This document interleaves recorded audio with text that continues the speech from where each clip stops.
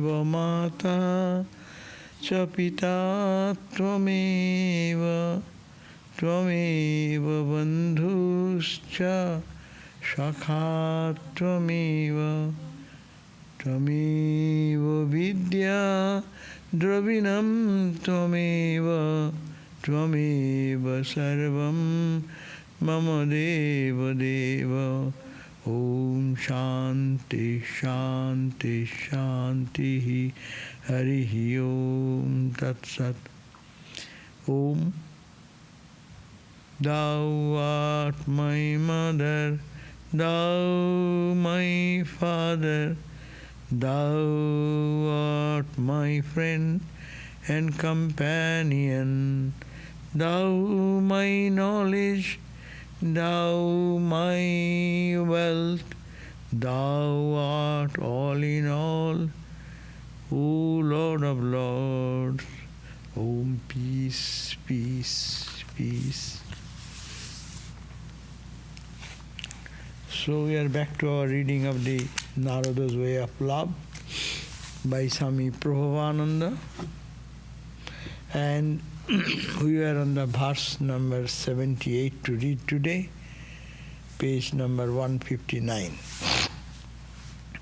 So what we have read is the verses before, which have expressed the idea that for a devotee he should not get engaged into forced debate, argumentation, because for the devotees there is no need of ascertaining thing. They have already ascertained that God is there, God listens to my prayer.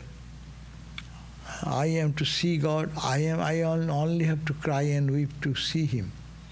So that conviction is there. And moreover, verse number 75, it says, but when one gets involved into the logic of argumentation, there are different opinions, and there are different opinions and versions and explanations. And that sometimes creates confusion in the mind of the bhakta. So but the question becomes, arguments are not, you cannot avoid that. But you have to argue that which is congenial for your devotion to grow. That was the 76th verse. Therefore, you read the books which evoke devotion, bhakti, those scriptures, that is to be reflected upon. And you are to engage in actions, such actions which will invoke the spirit of that type of thoughts and ideas. And thereafter, what one will have to do? Avoiding debate and argumentation with others. How shall you spend your day? In laziness? No. You are to be engaged, meditating on God or waiting for God every beat of your life, every moment of your life, giving up the sukha dukkha ichha, labha adi tyakte, giving up the desire to attain something, or sukha, that means happiness, aversion, dukkha, to unhappiness, ichha, wish, love, attainment, all these types of things will be abandoned. As a result, you will be absorbed in the thought of God all the time. Kshanardham api vyartham nanayet. Even half a split second, he will be careful not to spend even a split second, spoil a split second without spiritual practice. That means bhakta will be fully dedicated to God, thinking of God, giving up all material happiness, gain, loss, pleasure, pain, those will come and go. So, God is the only reality. Thinking thus, they will be absorbed in God. So, and this will spontaneously happen. So we read that the Bhakta, 77 verse, it behooves Bhakta not to waste a single moment, not to delay worship God until he becomes freed from these dualities, pleasure or pain, from cravings and greed, or good or bad. Ignore, because his mind is not digressed in those areas. So it is to wait to worship God and meditate upon Him until one feels freedom from all cravings and from pairs of opposites. So that we read the other time, and Swami Vivekananda said, it is very hard at first to compel the mind to think of God always. But with every new effort, the power to do so grows. If one does every day practice and ignore the trifles of life, then mind will automatically get trained. And it has no, for a bhakta, there is no value of this worldly the enjoyment, sukha, happiness, or whether dukkha, unhappiness or pain, pleasure comes, ichha, desire to have it, to have that, labho, gain and loss. Parityakta, it goes away, as if mind does not get inclined into all these things. Such becomes the nature of the devotee. Now, then also, a devotee should not engage in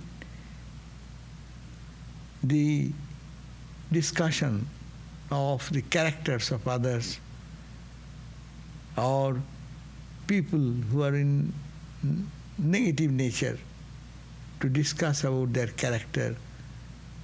We do that very well.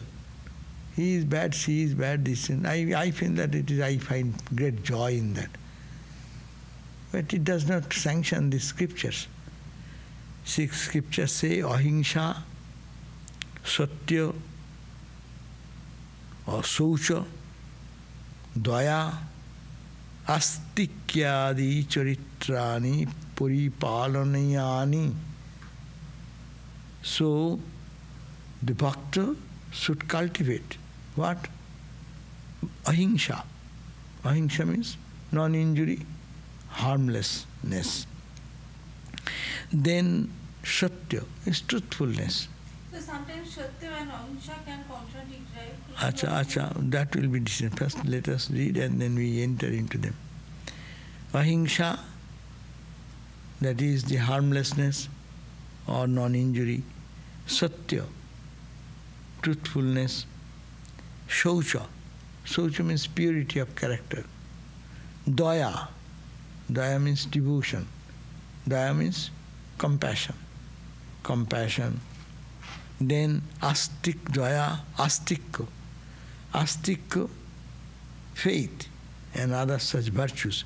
Astikko charitrani. Astikko charitrani means the characters of the astik people, who actually are positive about God. That means they think of God, God is there, their charitra. It says that we are almost coming to an end. He should cultivate and preserve virtues such as non-violence, truth, purity, compassion, faith in higher spiritual realities, etc. The God is there, higher spiritual truth. So one should think about that. So 78th verse is the instruction what one bhakta should follow every day in life.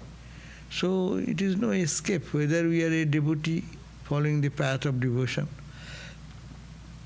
or whether we are following the path of knowledge. These fundamental characteristics are very important. So it says that bhakta should practice how not to harm, harmless. Harmlessness is the character of a bhakta. Not to hurt anyone, any creature. What the anyone? Any creature, by word, thought or deed. This also means in positive sense to learn to love all beings. In opposite way, negative way, do not hurt anyone or any creature by strong word, hard word. Mentally think, don't think to hurt anyone mentally. Or what the question of deed or action. So, this is ahimsa. And ahimsa is a great virtue in the foundation of our Somo, Dhammo, Titiksha, Uparakti, etc. There, as also know, it is ahimsa, sattva, astya, brahmacharya, aparigraha, yama. Yama in the Raja Yoga practice, the student's characteristic, who is fit for meditation. Those people who are practicing this ahimsa, they are preparing their foundation for spiritual life. So, here, ahimsa means not to hurt any creature by word, thought and deed. This is a negative way, not to hurt. But positively this means positive sense, to learn to love all beings, because God is in them. God in everyone.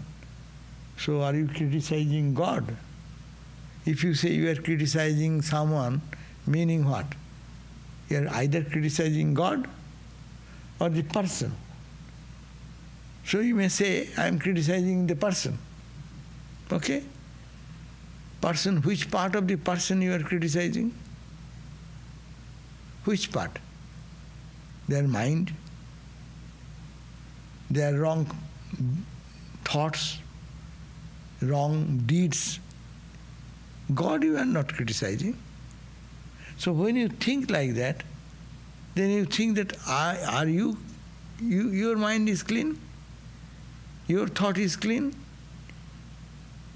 you are beyond all this. Why don't you pay attention to that? You are criticizing others, but not for yourself. God in you is the same, God in the others is the same. So people give that argument, no? I'm not criticizing God, but I'm criticizing bad quality. That's good. So bad quality is in you or not? If it is not in you, how can you see the fault in others? The child has no hatred or have no feeling of other things. That's why child don't see any criminal. A criminal comes and takes the baby in the... he's happy, he will smile. Because child has no mind of that nature developed. But we have developed. We have our reaction. That means I have it. That's why I can see in others. So, that's why we should not see fault in others. Why? It is argument. And to love all beings becomes possible when we learn to feel the presence of God within ourselves and to feel the same presence in all. So it boils down to a devotee, you cannot be harmless. People say ahimsa. But you cannot be ahimsa unless you see God in others. Avoiding the other coverings, dark coverings over the divine self, which is called God. And truthfulness, to speak without ever causing pain to others. What is truthfulness? Truthfulness, to speak without ever causing pain to others, to be truthful, to say always what is kind and beneficial. Oh, he is explaining the meaning. Satyam bruyat, speak the truth. Huh? Priyam bruyat, say in a very sweet way. And if it is very bitter, don't say. You can avoid that. In how many places we don't express ourselves, in how many positions how many positions we just keep silent in ourselves. So, to speak without ever causing pain to others, to be truthful, that is to say always what is kind and beneficial. So what is kind and beneficial, maybe, but it's difficult.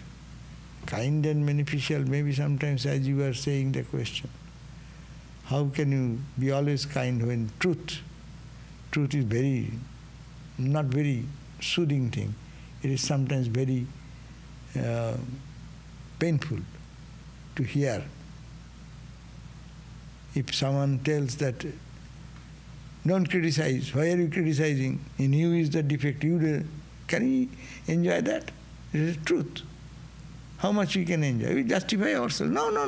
He has the problem, that's why I am criticizing him. He has the problem. But what is your business? Why are you seeing that? Why are you not seeing God? So this is the fundamental point. That speak without any causing any pain. Is my speaking is creating some pain in others, and also it is putting a layer of cloud on my mind more. That is more important. By criticizing others, if I criticize someone, that means I am taking those qualities, it is coming in my view. That means it is coming in my mind. So I am adding another layer of that type of negativity on my mind. Therefore, what is kind and beneficial, to say such truth, that is truthfulness, but that means restraint. What to say, what not to say. If it is unnecessary, don't say. If no one is putting you to gunpoint to say that you will have to say truthfulness is compromised. Well, apat kale, in the time of crisis, you can say truth, and we can tell some lie. Like that. The example is given that a man is, you see that one person is running after another person with a dagger in the hand, or just to kill. You see that somebody ran away out of fear and went in this direction. And that person in a corner asks you, did you see one person running in this way, that way? You may say the other way. If you show the other way, it is lie, it is wrong. But our good people, our scriptures say, yes, to save a life, you can say. You can do wrongly. But it is not life-saving thing all the time, whole day. In our petty day-to-day affairs, it is not that. It is not that urgent. So there it is very difficult to make a distinction. Better not to say. Observe and don't say. If anything happens, okay. I need not have to participate into it. There are so many things in the world.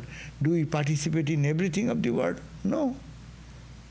When poison oak is there, do you go and rub your hand on the poison oak? No, because it will eat you. So you avoid it. You need not have to participate into it. And so that's why many people say, it is true, so I cannot say keep anything. I will tell. Who has asked you to say? If it is necessary, then you will how to do, how to not to do it. That's the question. Anyhow, truthfulness, he says, to speak without ever causing pain. Without ever causing pain to another. It's a fundamental condition. Very difficult. But still, It is a control on myself. To truthful, to say always what is kind and beneficial. No, see, look at the truthfulness, value of truthfulness, what Sri Ramakrishna's father presented before the world. No? So that is the truthfulness. Not avoiding, okay, I will not say nothing. No, I cannot. That's a high standard. And that is the real truthfulness. But how many people in day-to-day life can do? But we can avoid many things by not saying, but not discussing that point, digressing from that point, unless you are forced to do that. Sri Ramakrishna used to insist on the importance of this virtue. What he used to say? To be truthful is the austerity of this. That's why austerity. Truthfulness is an austerity. Mind will say, let me say, let me do this, because it is wrong. This is wrong. Okay, but restrain. There are so many wrong in me. I'll have to restrain myself. It's like that man who became God for a day. He knew that truth, but could not restrain. And the spiritual life is restraint. So that's why to be truthful is the austerity of the age. That is Ramakrishna's statement. Austerity, can we do full austerity every time? No, we fail. But that is the austerity. Fasting anyone can do. And those who don't get food, they are also fasting.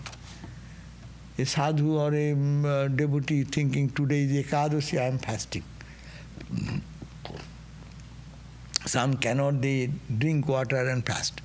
Some cannot, they take fruits and fast. Some cannot, they can take luchi and halwa and all these and then fast. So, how much is the austerity level? So truthful also same way. How much truthful? And it's a deep restraint. I lose something, but I will not yield to that untruthfulness. I will not be a part into it. He said, but at the same time, we must be careful what we say and avoid giving pain to others by uncalled for and unnecessary frankness.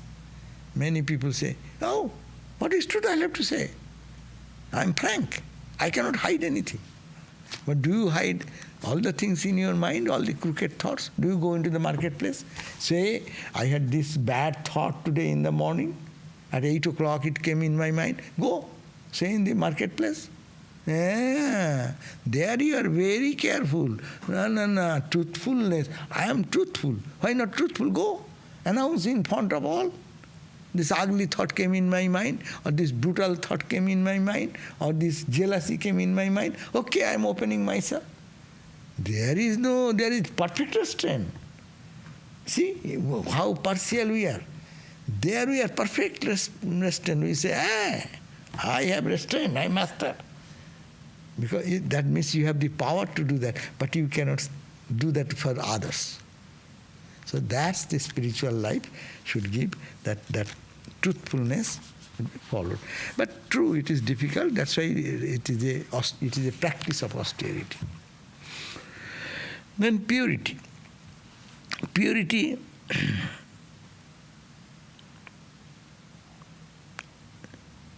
is the external purity, is cleanliness of physical body. This is important. There is a saying, cleanliness is next to godliness, and it's easy to practice. But physical purity also refers to the attitude of reverence for the teacher and the seers, straightforwardness, and sexual purity. Mental purity is even so, purity in different levels. The bodily pure, mentally pure. So, first of bodily pure refers to the attitude of reverence for the teacher and the seer. Bodily, we go to our teacher, we salute them, we go to their temple, we bow down ourselves. And straightforwardness and the sexual purity. This is the physical. Mental purity is more important.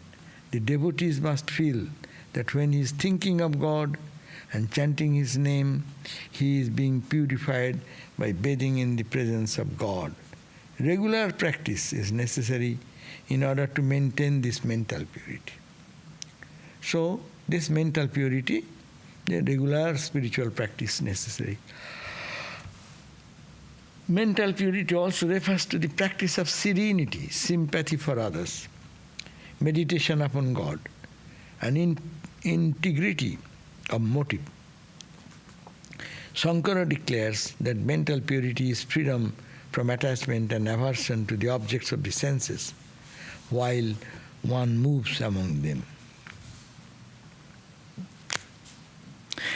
Here, ahimsa, saucha, daya, astikya, adi charitrani, Swamiji has explained a little bit of the 6 stages almost.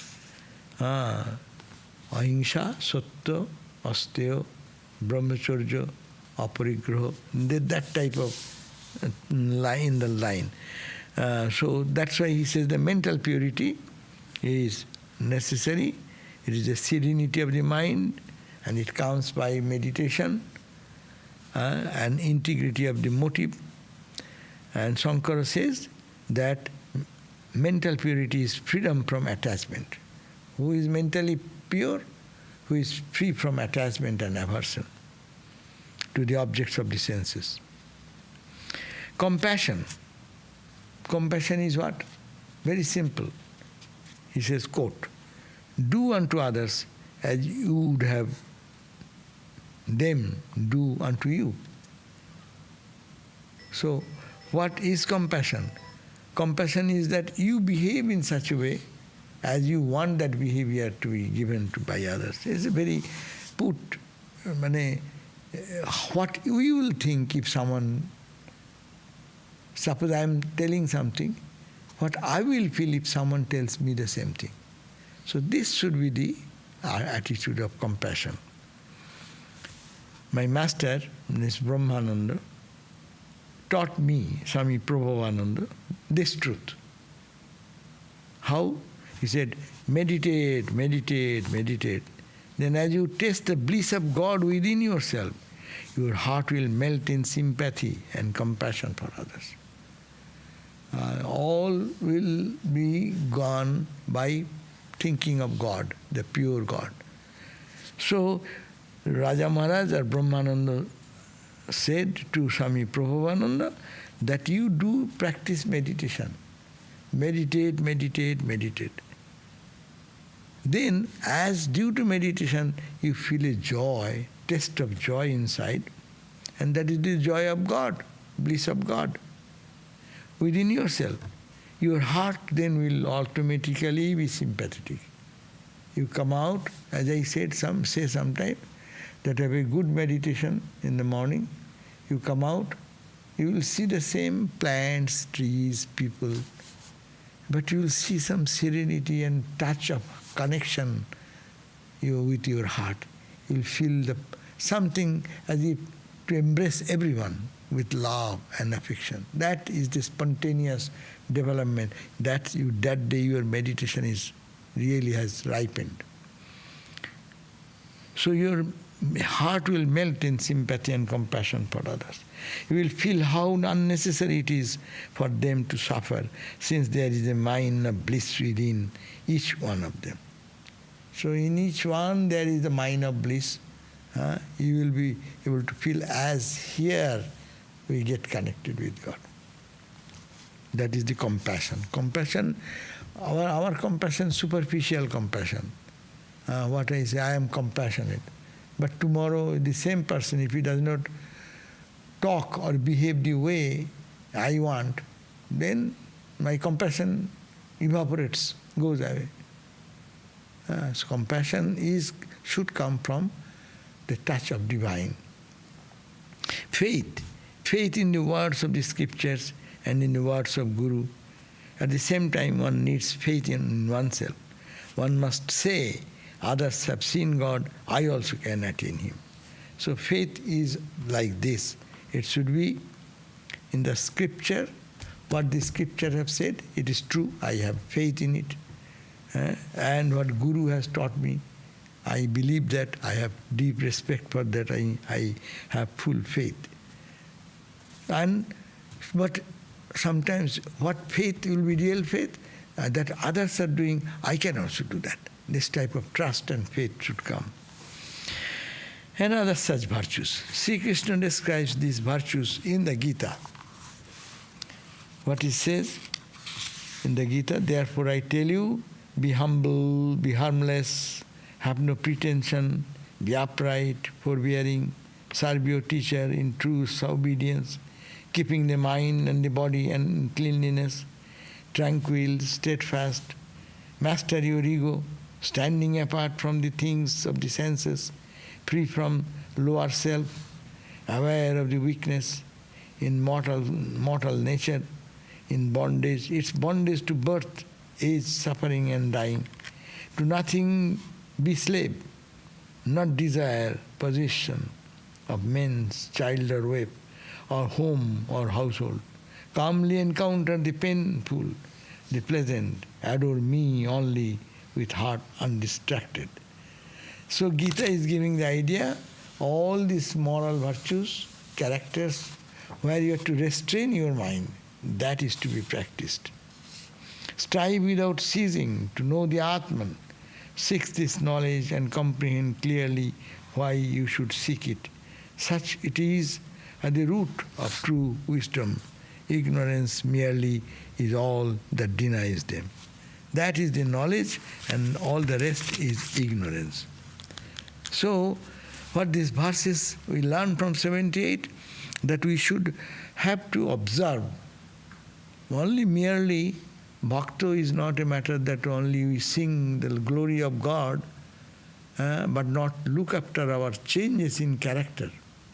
Your character will be changed. So he says that bhakta should not engage in useless discussion about this philosophy, that philosophy only.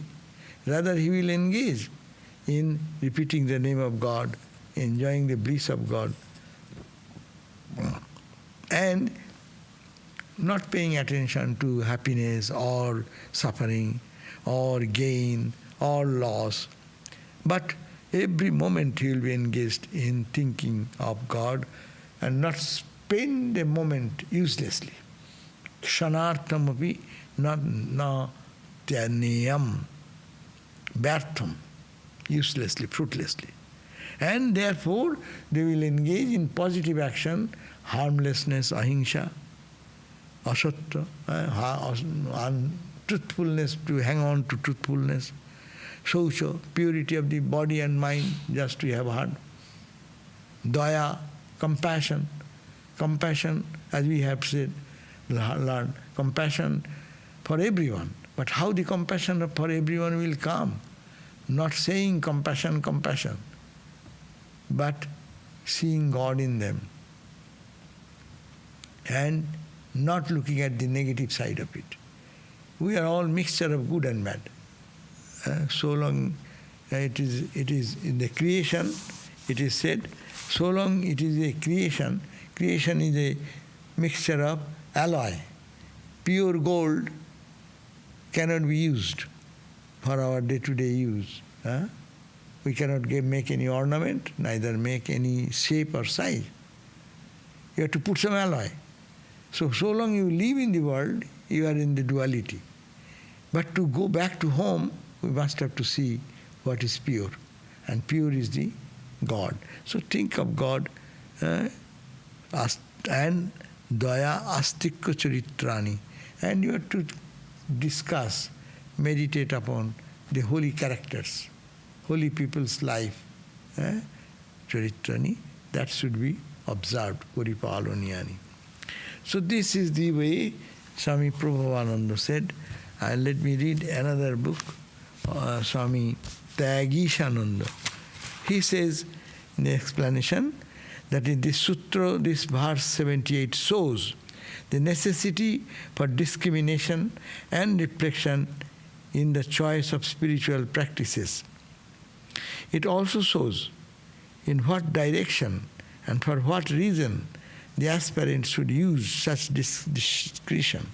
Bhakta is not free from the necessity of preserving his character. That means because you are a bhakta, you will not pay attention to your character. Character is foundational in all spiritual practice. So any religion preaches that you don't pay attention to that. That is not true. No doubt he must have had sufficient training in character even before he reached the stage of primary bhakti, mukha bhakti. But as he still continues to live in an active life, even in this stage, he has to be careful not to offend any one of the moral virtues in the choice of activities. He is saying that as a student, we must have to follow these rules. But even one has attained freedom, or bhakta, he has become perfectly saturated in the devotion, he should also have to pay attention so that looking at him, people will learn. We learn from character, no? Spiritual life is not from words. And from the lecture platforms, your science and arts and literature, that can be learned. We need not have to look at the character of the person. But in spiritual life, without the character, the word does not get any force. That's why some people speak, it touches our heart.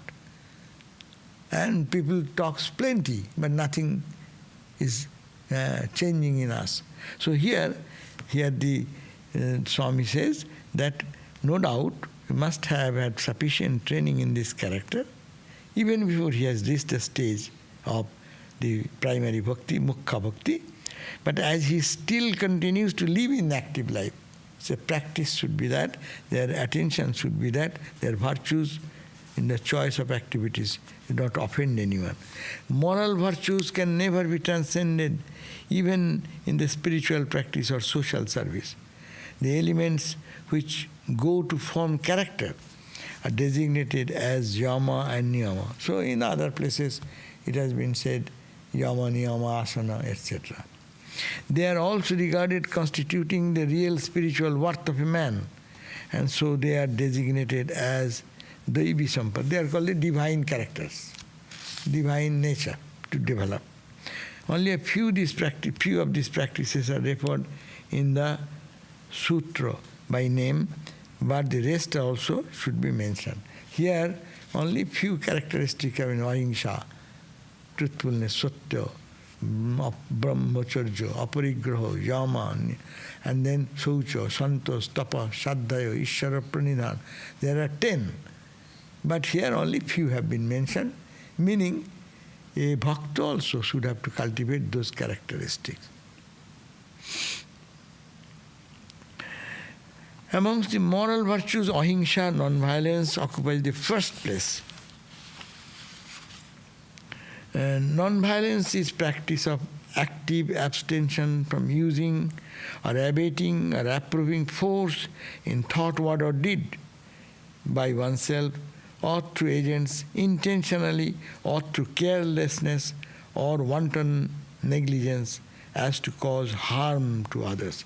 It does not include the discipline enforced on a disciple or the brakes put by moral law on wrongdoing. So, therefore, ahimsa is a big discussion here. Therefore, those who therefore like to continue the Vedic sacrifices will do it only symbolically.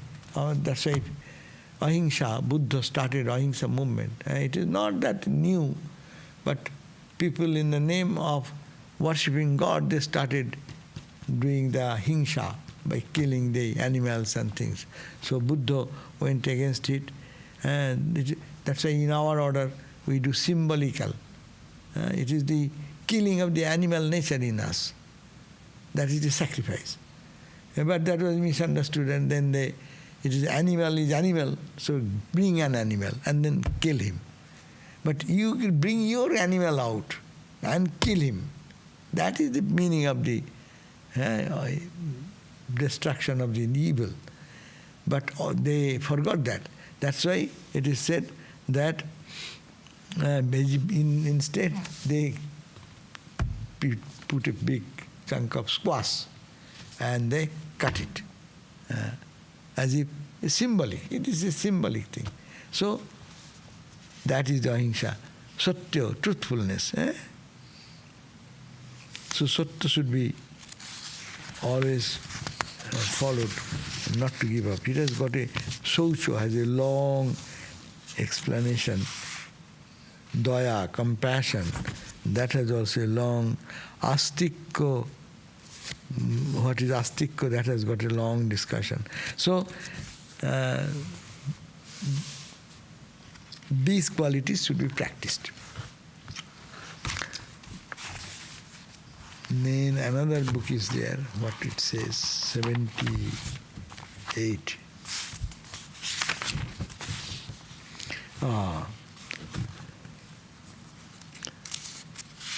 That means this book says that unless your body is purified, your mind will not be purified. And unless your mind is not purified, the seat of God will not be established in your heart. Without character, their bhakti, the devotion, even you had, it does not stay. Like a high mound, water drops down. Then bhakti, devotion is impossible. So therefore, following the disciplines of non-injury, truthfulness, it is not to be only followed by the bhaktas, devotees, but by everybody in this. That's why they are called, these are the rules to be followed by all times.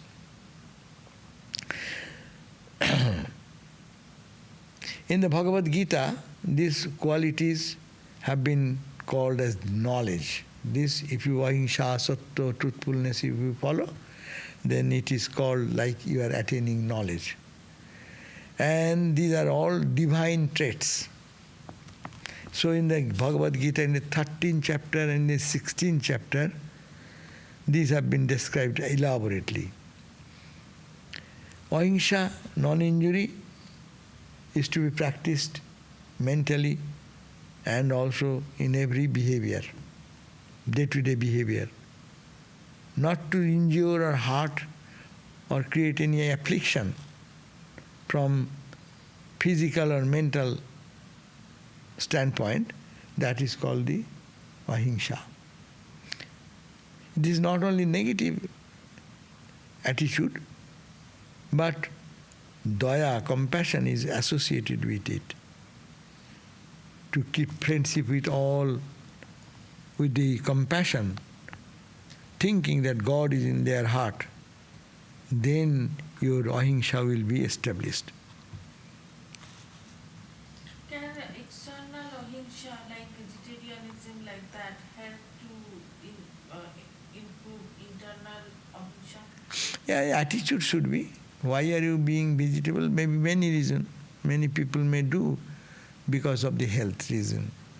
But if he thinks, no, my health is true, I can manage with meat and other things also. But my feeling goes too much. When I feel that some animal is being killed, I feel their suffering. So I am not eating them. So there should be some feeling, experience. Sattvika food is a different thing. Sattvika food does not mean that one should be vegetarian. Those who are born in a different culture and different context, no? Their body is constitutionally created like that. That should be congenial. Your mind is tending towards God or not, whatever food you eat. That is the Vedantic way of explanation. But yes, it may help, because vegetarian food is easy to digest. It goes with our system easily.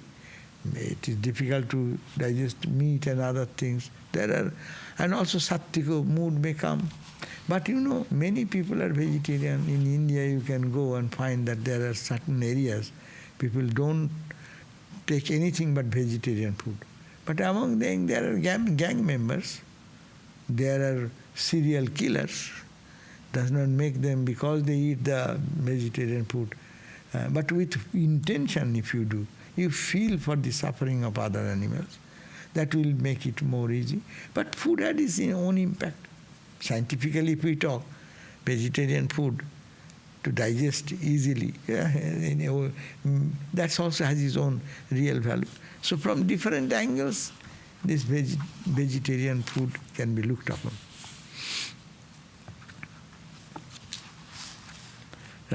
So what is the compassion side?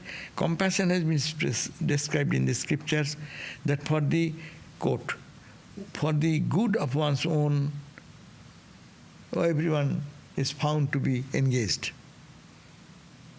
And what is compassion? As you work or expect or behave in a way for your own development, so you think the same way that everyone will be happy that way. That is called the daya or compassion. No one wants to hurt himself, no? Unless he is mentally lost. As I feel how I will be happy, I will protect myself. So similarly, when that feeling goes for how can the others be protected that way, they should be free from anxieties, worries. That effort, that is called the compassion. Bhagavan, but the devotee sees God everywhere, his own God there, and that is the sign of compassion. Satya means not only telling the truth, but not to think even false thinking. Satyancha Samudarshanam. The Bhagavad has described, Bhakti school of book, that Satya, truthfulness, is what? Samudarshanam, seeing God everywhere. The highest meaning of what is called the truthfulness or in non-injury is to see God everywhere. So that's the highest meaning. So our practice should be like that. People know that you can wash a material thing to clean it, and that is called the purity. But that can clean the outside things, like a body you can wash and clean and put soap. But to wash the dirt of the mind, that is real purity. By ego, our mind becomes dirty. Detachment will help us to remove the dirt of the mind itself. In the scripture, someplace said that if you give up formidable food and you live in a holy company and follow your own spiritual practices, these are the three signs of your purity. You are pure. How? Some scriptures say that don't eat which is forbidden food, forbidden night. That means liquor, then what you call the Red meat. Red meat. Oh, anyhow, meat. Yeah. Animal food, don't eat them. Or nishiddha means which is forbidden. That means drug, don't take alcohol. These are, and not only, that's the negative side. And live in a holy company, satsanga, and following your dharma in your stage of life. These are the three signs. Some say, saying truth, uttering the truth, the purity of the mind, control of the senses, love for all, these four are the signs of your mental purity. And in the view of your devotee, what is called the truthfulness? To think of God all the time. Very simple. These are all complicated things. You see this, you do, say no. Yeah, simple formula is that think of God all the time. Bas. Then you are pure. Then you are truthful. But we cannot hold on to this simple formula. We only want to go for 20 points, 10 points, 12 points. and forget all the points also.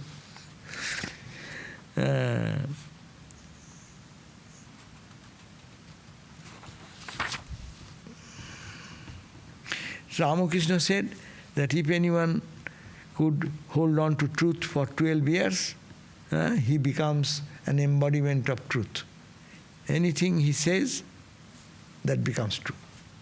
Whatever they say, it will be true.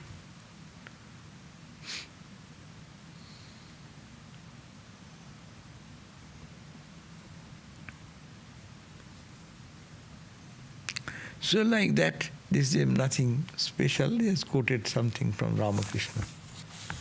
And then what? I have read 2 books. I can. Questions are coming. Okay. Let me see if Swami is not big.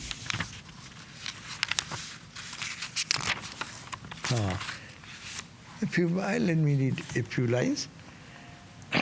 This verse, Swami Bhuteshananda Maharaj has explained this. The virtues like non-violence, truthfulness, cleanliness, compassion, faith in spirituality and so on are to be cultivated by a devotee. So if we want to be a devotee, so this verse gives us the direction that you have to follow these characteristics.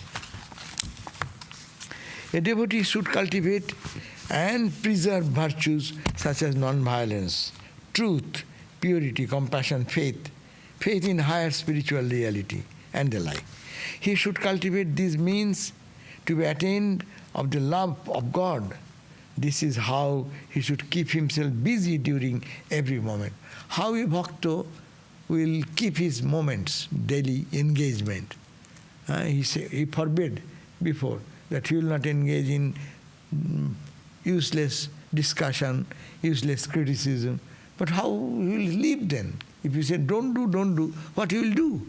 It's a positive direction is given here. Every moment of his life should engage in thinking of God. He has managed to keep free from other preoccupations. You are giving up other duties. Why? Use that time for thinking of God. Every item is to be attended to.